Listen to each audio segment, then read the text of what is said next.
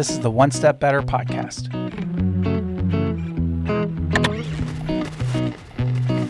Helping small businesses make wins each and every week.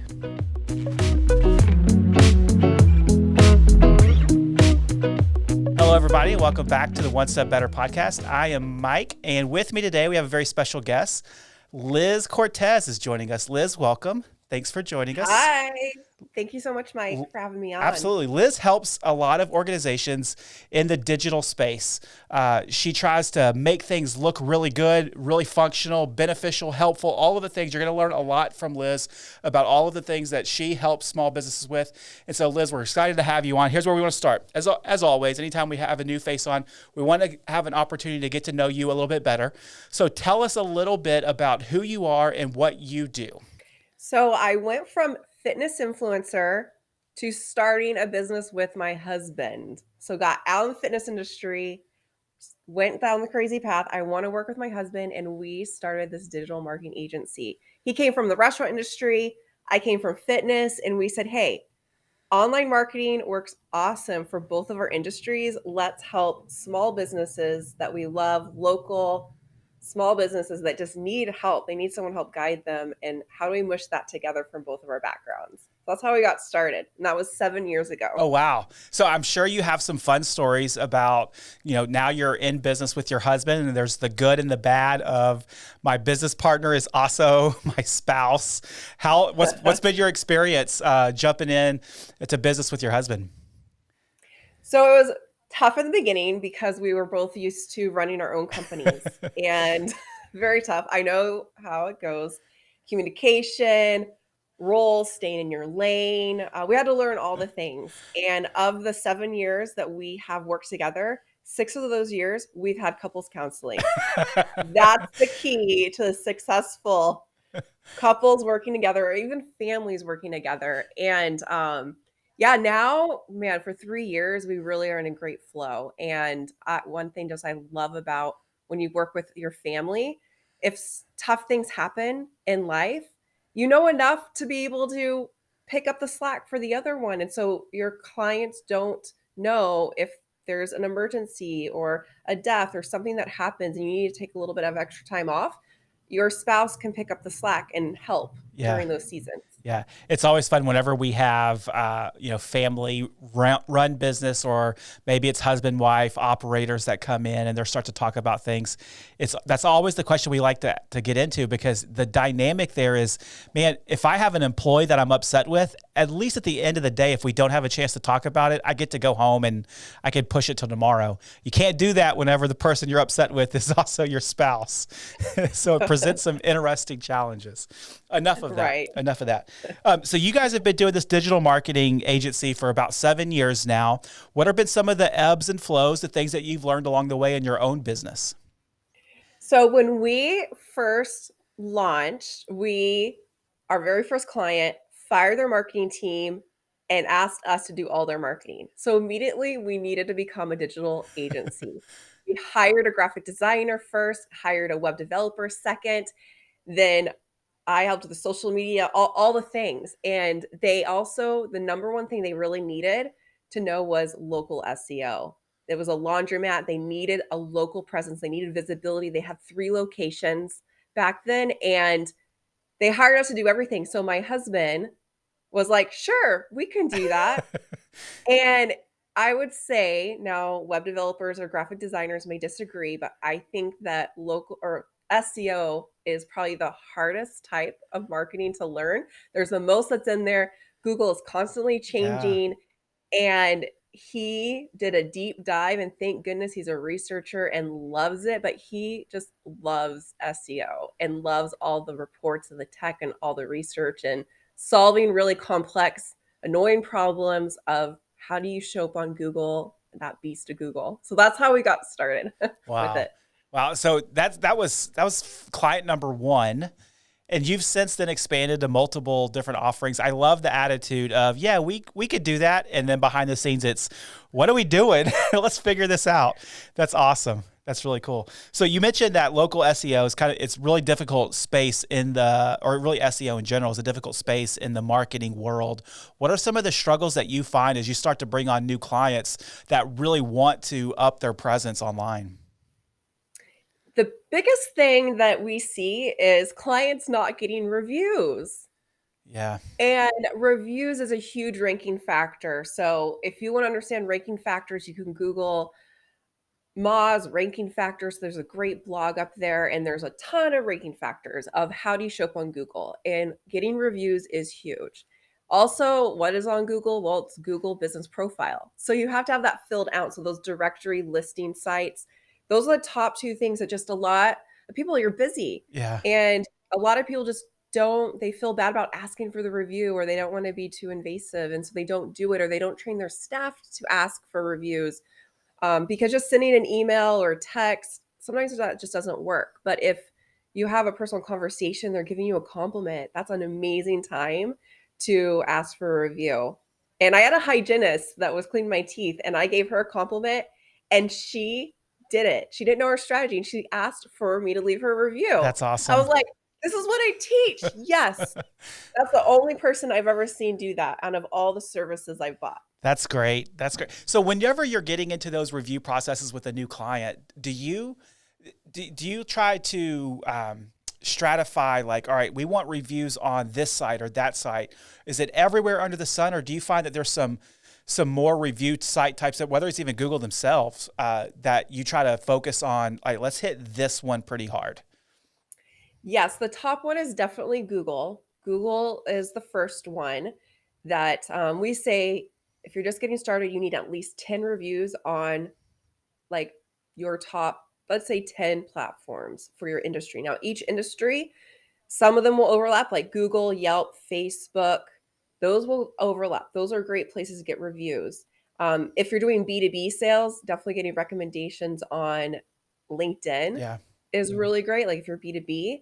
But there's other industry specific ones, like for a wedding photographer, you need to be on The Knot. You need to be on Wedding Wire, getting reviews there. But we like to just start at least 10 on each one is the best. But then once you get 10, and the reason why we say 10 is because what if you get a bad review? Well, if you have 10, a bad review won't really hurt your average reputation score, because some of them on Google, when someone searches and you get that list of all the websites, it will show the stars. So if you have a 2 or 3 that shows up for your average, that looks really bad to a prospect that's checking you out. And then they'll go read the reviews.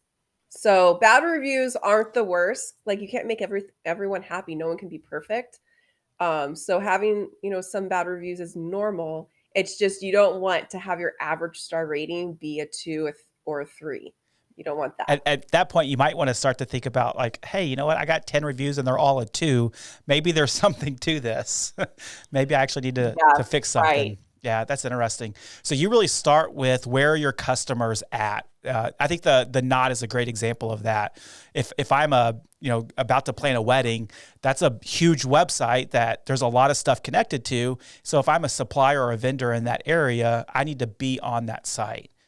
You mentioned Absolutely. Yelp. What was it? Yelp, Google, and Facebook are the big ones that you try to hit home regardless of Yes. industry. And everything else there is really getting into where your customers at.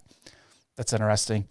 So you mentioned 10 reviews. That's the kind of the bar that you're trying to get over. Does that, like in the search engine world, is that kind of substantiating that, hey, there might be a legit, business here? Because I've seen a lot of times where a company may have 1 or 2 reviews. They may even be good, but I would imagine that that's not really helping them in their digital marketing as much as if I had 50 reviews. Is it true that the more reviews that you have, the better you're going to be ranked? So when someone is searching, especially for small businesses, and if you work locally with clients, people are going to Google you. They're going to look you up. They're going to go to your social media. They're going to go to your website. They're going to check you out, see what people are saying. And it's social proof. Social proof, it's credibility, it's authority when you have those reviews up there. And yes, the more you have, the better. So once you get to the 10, then I just say focus on Google getting more of those 25, 50, 100, depending on how many clients you work with. If you have, I don't know, 300 clients in your practice, but you have 2 reviews, well, you're amazing at what you do. Well, what's going on that they're not leaving you reviews? There's something broken in the system, and you need to figure out a way whether they're coming in. I mean, I just think about, filing taxes, like you're going in, you're getting that. Well, that's a great time to ask for a review if they haven't left you one in the past year. We just our guy just opened up his own practice, and I'm like, we need to leave him a review from the work that he did. And so what I like to do for me personally is I like, you give and you receive. So I always on Yelp just try to check into every service that I use wherever I go. And then that will remind me later on to go write them a review. Most of the time it's positive experience, but go write them a review. And I just want to give out because I want our clients also to give to us as well. I know it helps them. Yeah. Now on Yelp, that's another really big one, especially if you're an iPhone user, you need to be doing Yelp, and Yelp gets a little tricky because they like to hide the reviews. So, what we teach our clients is you need to ask, are you a Yelper? If they say yes, if they don't have Yelp on their phone, don't ask them for a Yelp review because it's probably going to get hidden. It's going to disappear. Just send them over to Google. And if they don't use Google and they don't have a Gmail account or they don't have a Yelp, then go to Facebook. So Facebook is like, most people have Facebook. That's the catch-all, yeah. But that's the end one. That one is not as important as the other ones. Yeah. So that was like last. And the whole goal of all of these reviews is really to generate awareness and authority of your business in the online space. Why is that important to even have some strategy around? Well, it's a big ranking factor. But I also love like when people go to your website, or let's say you're speaking somewhere or you're making a print brochure. It's just nice to have specific reviews to share or stories you can share. And lots of times maybe you don't know the great experience you provided or your staff provided. But if you have a list of all the reviews, let's say on your website, or you go to speak, you can pull out specific reviews to share a story to help your sales team so they can be better salespeople and share stories, share what impact your company had on the client's life. I just think it makes sales go quicker. It makes you get more referrals. It just shows that you're a great company you work with. And over time, it just looks amazing. So and you don't know where someone is searching. People go all over. They go website, Google, social media, Yelp. They're using all different apps, which is kind of annoying that you have to be on all those platforms. But it is worth the time, and it doesn't have to take a ton of time to get all of it. So when it comes to actually implementing some of the things that you guys are teaching, do you guys have like behind the scenes full service where you're doing that stuff for your clients, or are you training somebody in your client's office or in their world, in their business, to actually do some of these things? So we do most of it with our team. So with clients, we just like them to send us a weekly or a monthly new customer list, and that's how we're asking for reviews on their behalf. But I do really love doing lunch and learns for those that are here in San Diego, or sometimes I do it over the phone or over Zoom. And I will teach the staff how to ask for reviews. So that's a big key, because if you are the owner, the founder, maybe you don't see all of your customers, but your staff does, or the front desk person does. And it really makes a difference that they're trained, especially when you're first getting started. And then once you get flowing and it just becomes a normal system. It's really easy. And a lot of times they will just leave a review from the text you send or the email or all that stuff. So we do a combination of both, but we like to make it easy. If a client is just super busy, we won't even offer to train their staff. We'll take care of it. Go and reach out. Yeah, take care of it. We don't want to add more to-dos and more work on their plate. This episode of One Step Better is brought to you by Works, a team of payroll and HR experts who help businesses with outsourced HR, payroll, and human capital management solutions. Works is software and service, combining awesome people with the best technology to help you and your team get one step better every day. Check out our website, works.com, to explore more employer resources. We started this year doing the kind of a review program in-house where we were encouraging our teams, we incentivized them to go and get reviews. And a lot of the feedback that we were getting is, or even feedback, or they just simply didn't want to do it. And it was all centered around, man, I feel kind of icky asking for a review. Like I feel like I'm intrusive to the clients that we're working with, asking them to spend time, reviewing our services. How do you overcome some of the staff, their objections to even wanting to do something like this? So I think the asking for reviews is like the gateway to be able to feel confident asking for referrals. Because if you're nervous to ask for a review, how will you be able to ask for a referral? And that's tough. But with staff, those lunch and learns are great. We have videos, but just like making it really easy. And if they are listening, there's going to be a moment where someone says thank you. And so listening to the client, the customer say thank you for XYZ, that is a perfect opportunity to ask for the review. And just say, I can text you the link or email it. What would you prefer? And with employees, it's they can like blame it on their boss and say, wow, thank you so much for sharing that with me, but I would love for if you could share that publicly so that my boss can read like what you said. Like it will just put me in really good regards. And so that's an easy way to get around it, is just blame it on your boss. And incentives, I had we had a dentist client that did an incentive around Christmas time. They said $25 if you get a Google review or on Yelp, and they had these incentives. It doesn't have to be that high. It could be $5. You know your staff and what works for them. But this woman really needed new tires. So she was a hygienist. So she won, and it was Christmas time, and she was able to get enough reviews to get those tires. Wow. So that was just so cool that she had a need and her salary just didn't Wasn't work working. for that. Right. Yeah. But because of this bonus, man, she just did an amazing job. And the owner was just so happy to give that to her and give that extra gift. And she got the company a lot of reviews. And restaurant people do this too. Sometimes they'll like hand you a card when you say thank you, like, oh, your service has been great. And we'll just hand you a card with their name on it. Yep. So I love it when you get the person's name that did a great job and you acknowledge them in the review. That just shows their boss, hey, this is a great employee and you should keep them around. Yeah, especially for sites like Yelp, where those rankings, if I'm going to find somewhere new to eat and I'm entering, what's around me in Yelp, those rankings are going to be super significant just for my own awareness. Like especially if I'm visiting a new city, I'm going to pull that up and see, all right, what ranks close to me, pretty high.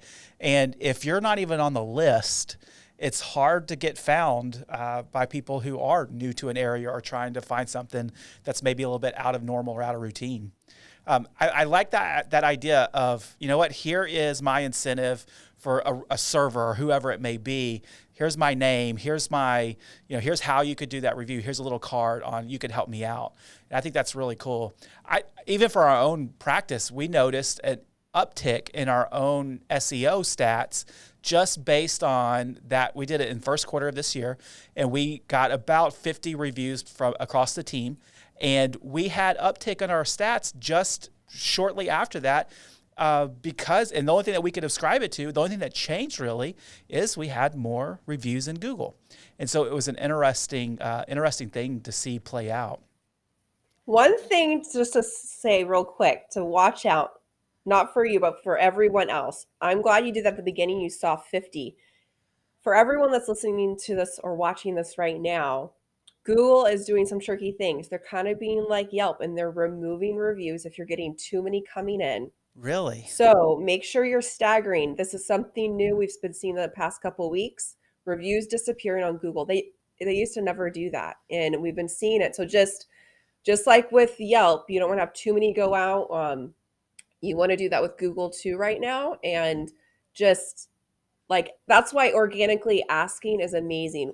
As you see your customers and asking when they say thank you to you, blasting and sending an email asking reviews still really works, but I would limit it to probably not sending more than 100 emails, depending on how Yeah. many you have, like 10 or 100 in one week asking. Not everyone's going to leave you one, but you have to figure out what the flow is. And if you start to notice reviews getting taken down, it's a real review. They're real people getting taken down. It's Do you think that's frustrating. Google's way of trying to kind of put down the hammer on incentive type programs that are quick blast and then you fall off and don't get reviews on a regular basis? Yes, I think so because they changed things where you used to be able to do like review gates where if they gave you negative feedback, well, you could change the thank you page so that it wouldn't go to Google. Now, Google and Yelp too, they really don't like having that gate. They want people to leave the public because people Yeah. like drama.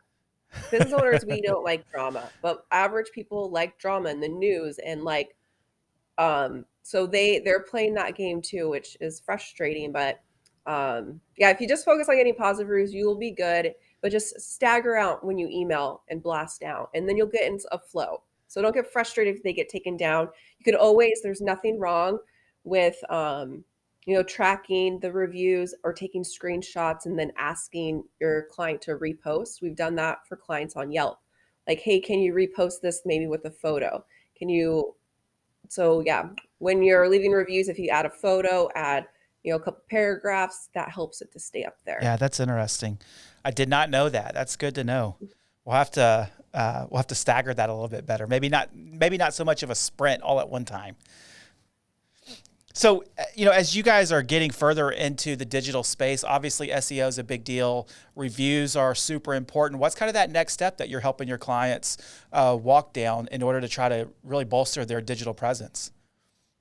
So yes, so SEO has been our jam. That is our bread and butter. That's what we love doing, and that also includes website optimization and having a content strategy. Which podcasting, that's an amazing content strategy to connect and just get great information out there. And so, if blogging is not your thing, a video or a podcast is an amazing way to create content that Google will recognize and send more people your way. But what we're doing new for years, we do a yearly planning a week off, and we take the weekend to plan every November. And for years, my husband has wanted to add Google ads. And I was like, no, we're an SEO company, ads. But now these days, for a local business, you really need both. You need to be doing your local SEO and content and reviews, but also it is making a difference of doing some Google ads. Because when someone goes online on Google, they're typing in their problem. When they're on Facebook, they're scrolling, they're bored. So for some businesses, Facebook works great if it's a really low ticket. But if you're a higher ticket service, you provide a lot of value, your package is bigger, then Google Ads is really great. And so we finally, let's see, it was like a year ago, added that as one of our services, hired a team that they're doing great. And so that's something new that we're doing because we're seeing that, especially as things change these past couple of years, we needed to pivot as well. And we needed to add this as a service. And we just couldn't ignore it anymore. We tried to ignore it. And you really need this both of these strategies these Are you days. seeing that for like the clients that you're working with, is that landscape getting more competitive as more people kind of figure out some of the SEO stuff? And so the Google Ads piece is a way to just kind of jump up above those folks? You're got it. You got it. It is very competitive, especially we're in San Diego and we have clients in big cities, Phoenix, Atlanta, the tri-state area. Like, so they're trying to get customers in 3 different states right there. And so it is very competitive. And when you can find those money keywords that, let's say it takes 9 months, so you write a blog post, it could take 9 months for Google to recognize you and put you on page one of Google. It could take that long. We're seeing some new clients. We have 2 clients that came on board less than 60 days ago. They're already ranking for multiple keywords. And this is like never happened. So this, I'm so happy because normally it takes about 9 months, but we've had some in less than 90 days start ranking, start popping, and that's awesome. But for like solar companies or people that used to do trade shows and used to go in person and that's how they got their leads, they're really having to rely on getting more leads through doing advertising, and they can't wait 9 Yeah. months. You may have a cash flow issue and you need revenue now. And so that's where Google Ads helps. But a lot of people just go on and they just are like, oh, this is what people search. They don't do keyword research. So that's where SEO and doing that keyword research before you start doing your Google Ads makes a big difference. Because if you just log in, most people are going to be frustrated and you're just going to waste your money. And it's just like, click $20, click $20, click $20, and your budget's gone. You see the money walking out the door. That's not good. We want to keep our money and use it well. That's right. That's great wisdom, Liz. I really appreciate your time. I think there's a lot of nuggets here that our listeners will be able to take away, especially working in the small business space. We deal with a lot of people who have some of their digital stuff figured out pretty well, and they have some strategy around it. We have some people that are in the process of trying to figure that stuff out.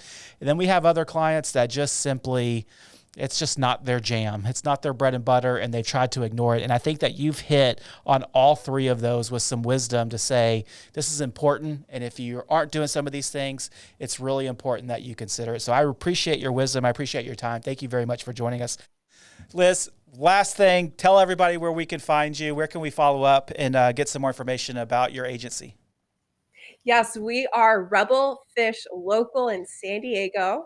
And my husband's Robert, and I'm Liz, and that's how you can find us on all social media is RebelFish Local.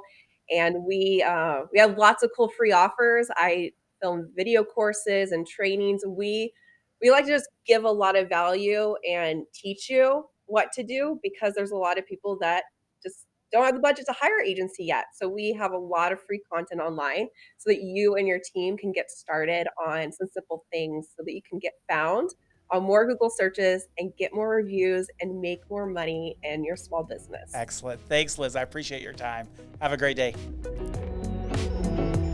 Thanks for listening to the One Step Better podcast. We really appreciate you taking time out of your day to listen to us. We'd really appreciate it if you would take some time to rate us 5 stars on your podcast player of choice and make sure that you subscribe to our YouTube channel so that you never miss out on another episode. Thanks and have a great day.